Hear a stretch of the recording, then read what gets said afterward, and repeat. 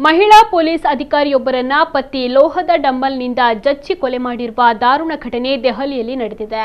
ಸಾಯುವ ಮುನ್ನ ಕಾಜಲ್ ಕೊನೆಯ ಕರೆಯನ್ನ ತನ್ನ ಸಹೋದರನಿಗೆ ಮಾಡಿದ್ದಳು.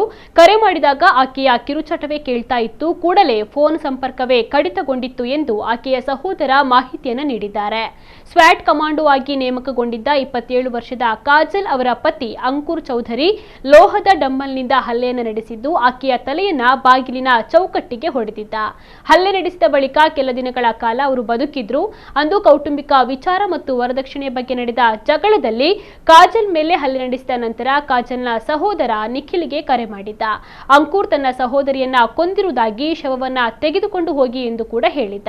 ಹೀಗಾಗಿ ಮಧ್ಯರಾತ್ರಿ ದೆಹಲಿಗೆ ಓಡಿ ಬಂದಿದ್ರು ಎಂದು ಪೊಲೀಸರು ನಿಖಿಲ್ನ ಹೇಳಿಕೆಯನ್ನು ಉಲ್ಲೇಖಿಸಿ ತಿಳಿಸಿದ್ದಾರೆ. ಇನ್ನು ಕಾಜಲ್ ತೀವ್ರವಾಗಿ ಗಾಯಗೊಂಡಿದ್ದು ವೈದ್ಯರು ಆಕೆಯ ಮೆದುಳು ನಿಷ್ಕ್ರಿಯಗೊಂಡಿದೆ ಎಂದು ಘೋಷಿಸಿದ್ದರು. ಆಸ್ಪತ್ರೆಗೆ ಕರೆದೊಯ್ಯಲಾಯಿತು. ಆದರೂ ಕೂಡ ಅವರು ಚಿಕಿತ್ಸೆ ಫಲಕಾರಿಯಾಗದೆ ನಿಧನರಾಗಿದ್ದಾರೆ.